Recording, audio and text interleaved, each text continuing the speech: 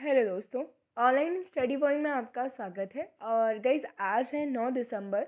9 दिसंबर से बनने वाले सभी करंट अफेयर्स के क्वेश्चन, उनसे रिलेटेड सारी इंपॉर्टेंट डिटेल्स, कल की वीडियो का एक क्विक रिवीजन और साथ ही साथ वीडियो के लास्ट में हम जीके जीएस के कुछ इंपॉर्टेंट क्वेश्चंस देखेंगे जो कि आपके एग्जाम्स में रिपीटेडली पूछे जाते हैं।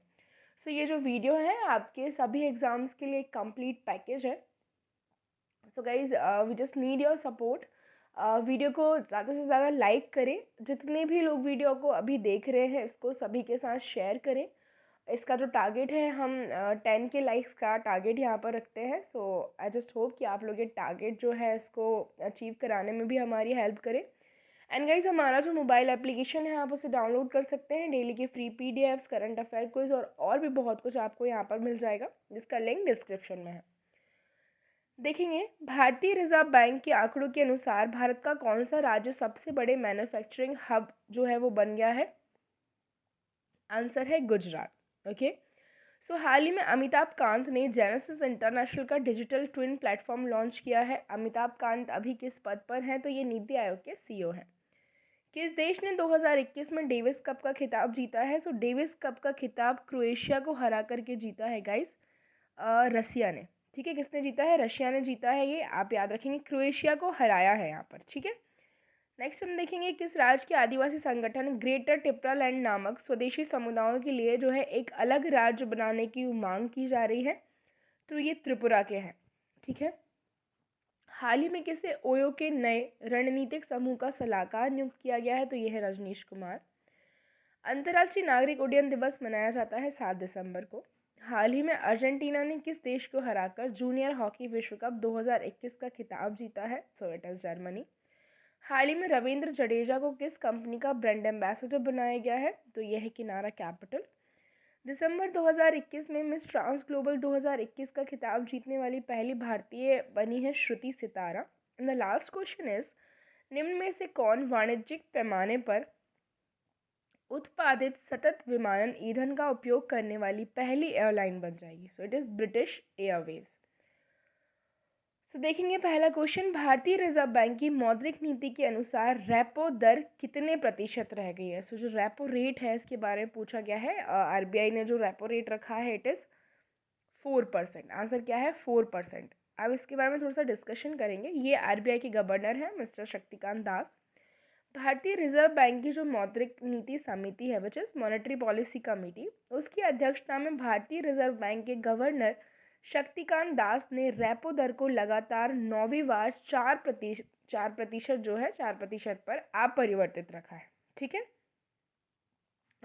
कुछ हम बात करें, सीमांत स्थायी सुविधा जो है एमएसएफ जो है वो दर और बैंक दरें अपरिवर्तित रही हैं, जिनमें से कि पॉलिसी रेपो रेट है 4%, रिवर्स रेपो रेट है हम बात करेंगे 3.35%, सीमांत स्थायी सुविधा दर इट इज़ 4.25%, बैंक रेट है 4.25%, CRR which is cash reserve ratio it is 4% and SLR ये जो है वो 18% है। भारतीय रिजर्व बैंक के बारे में बात करें तो इसके जो अभी गवर्नर हैं मिस्टर शक्तिकांत दास, ये 25वें गवर्नर हैं।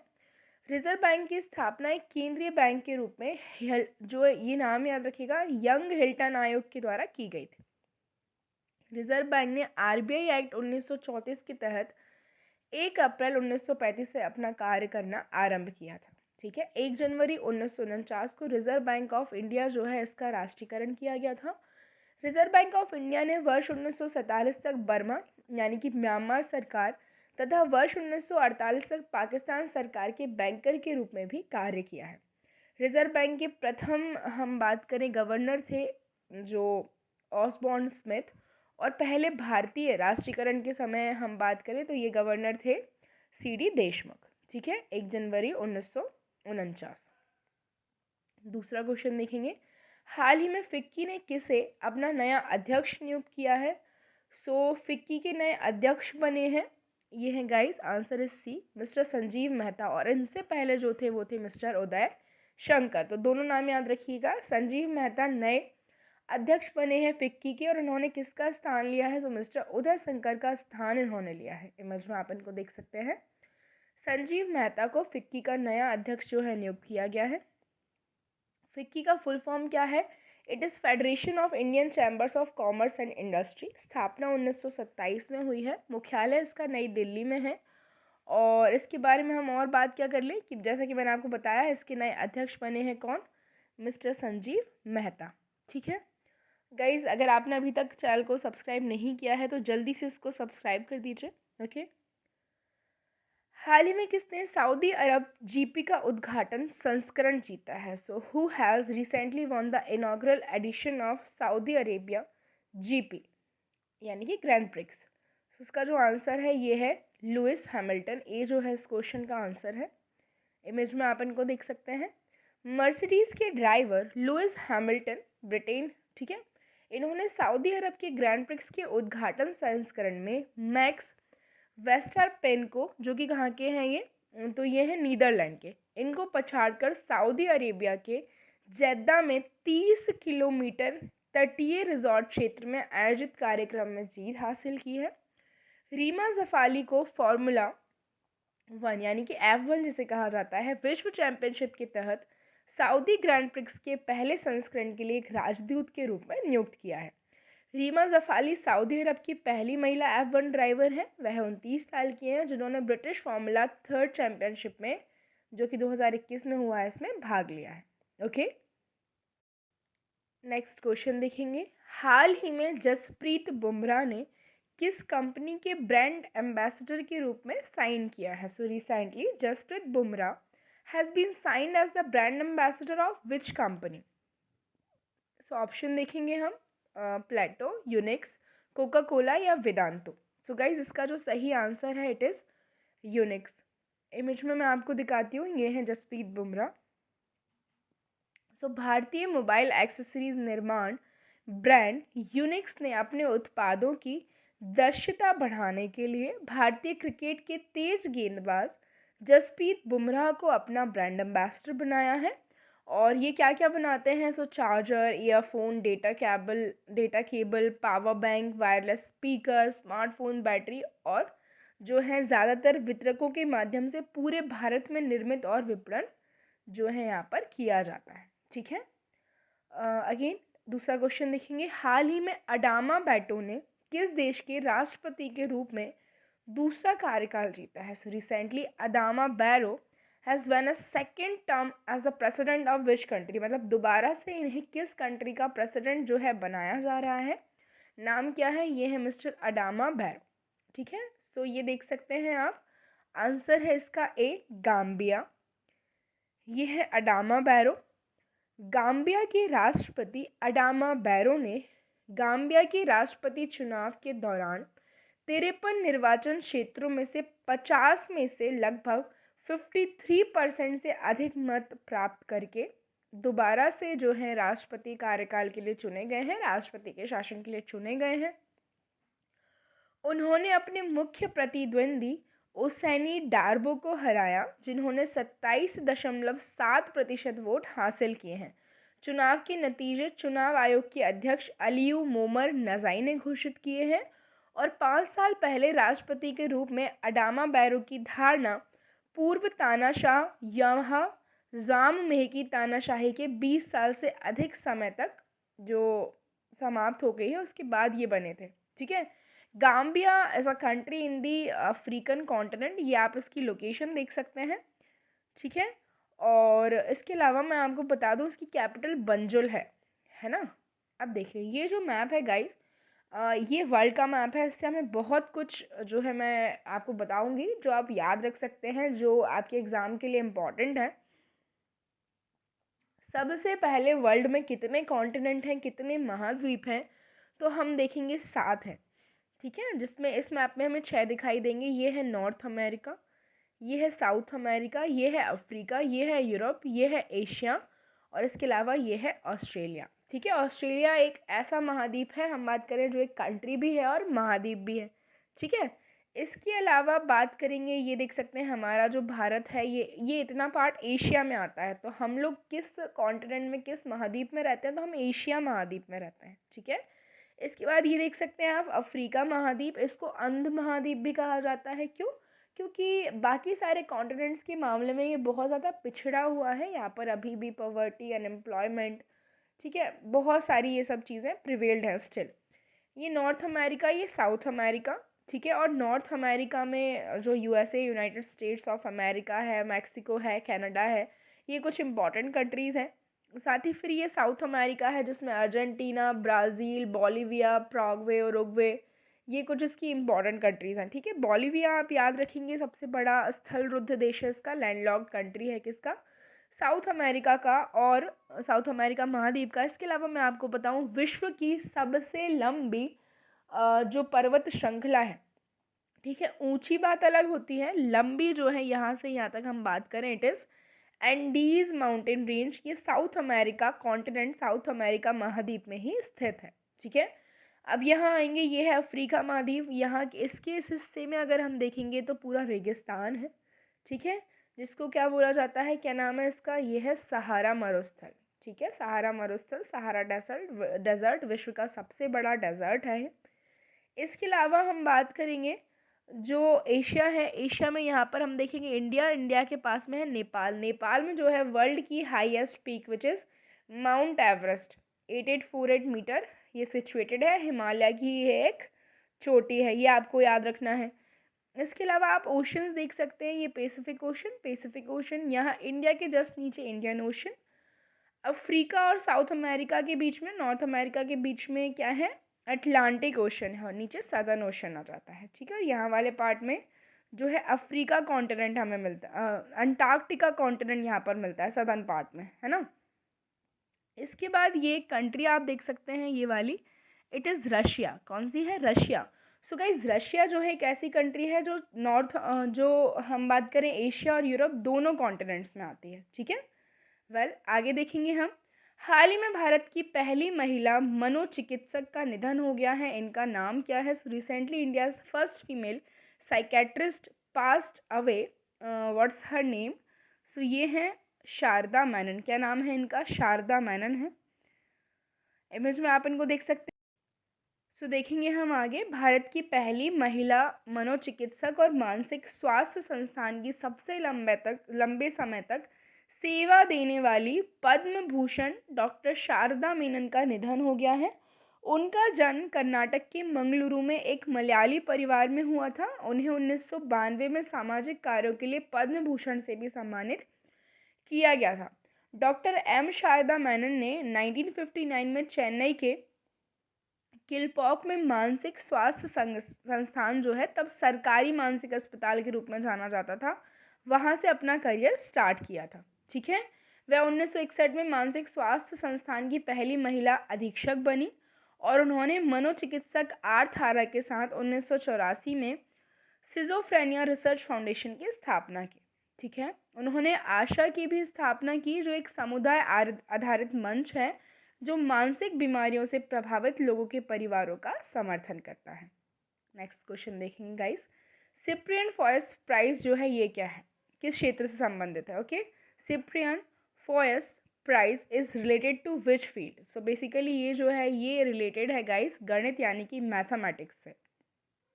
अब हम ये क्यों डिस्कस कर रहे हैं। सो प्रख्यात भारतीय अमेरिकी गणितज्ञ निखिल श्रीवास्तव को संयुक्त रूप से हम बात करें $5000 के सिप्रियन फॉयस पुरस्कार के लिए चुना गया है।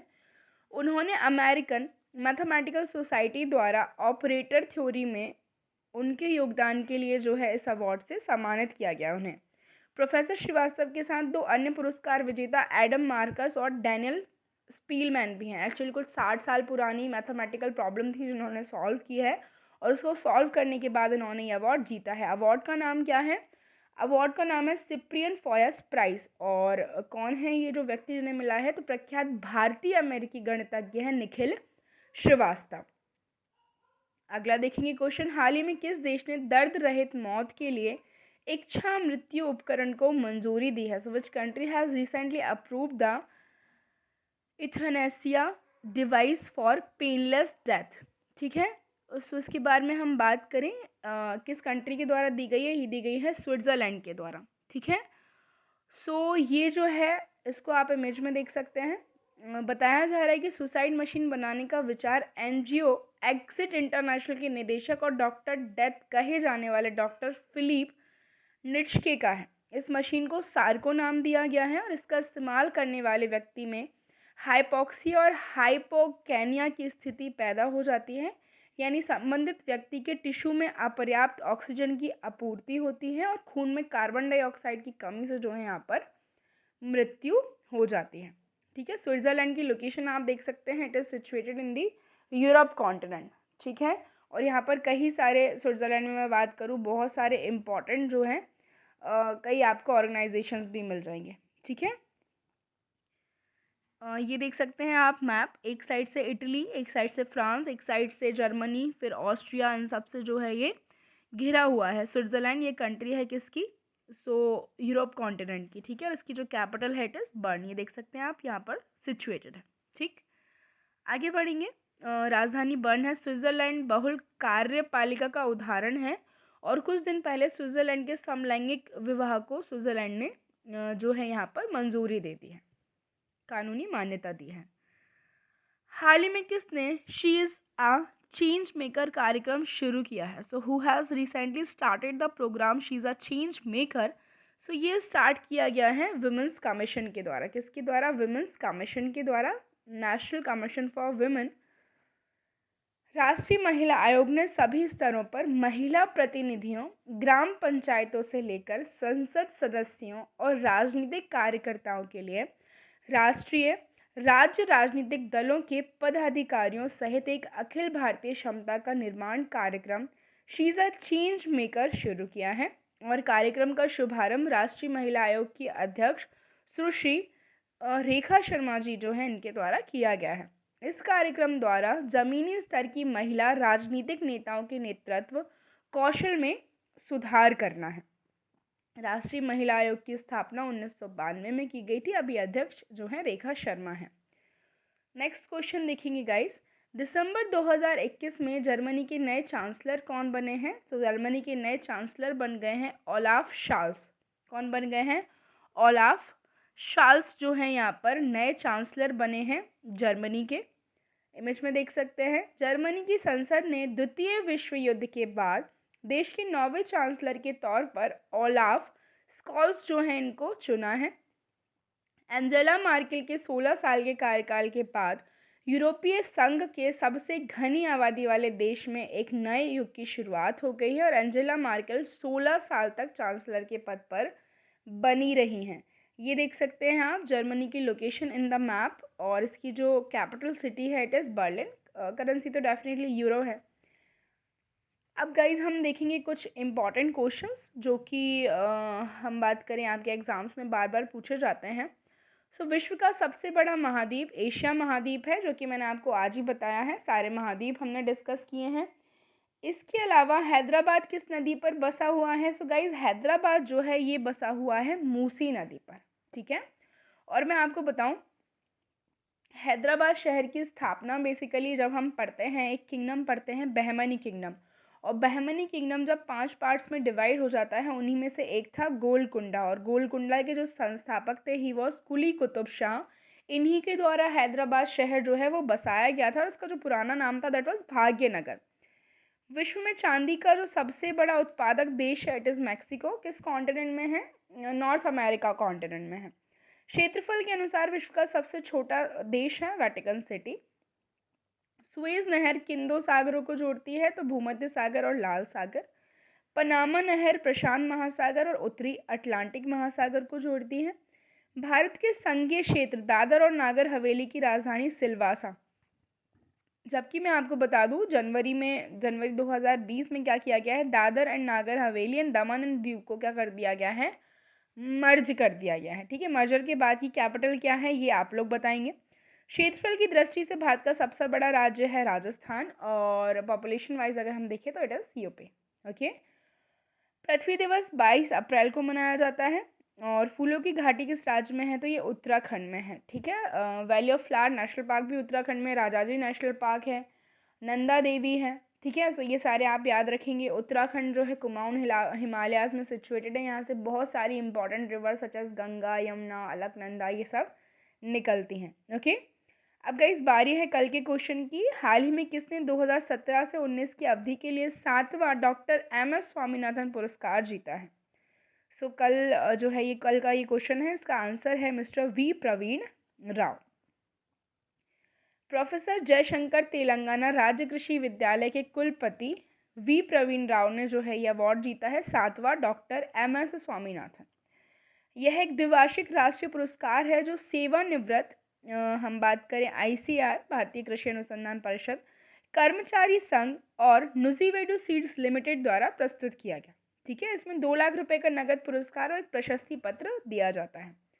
और गाइज ये जो है ये आज का क्वेश्चन है। हाल ही में Naoroji pioneer of Indian nationalism ने NIF बुक प्राइज़ 2021 जीता है। इस पुस्तक के लेखक कौन है? सो ये आपको कमेंट सेक्शन में बताना है। A. सूर्य प्रकाश, अयाज मेमन, दिनयार पटेल या नरोत्तम सिख सरिया।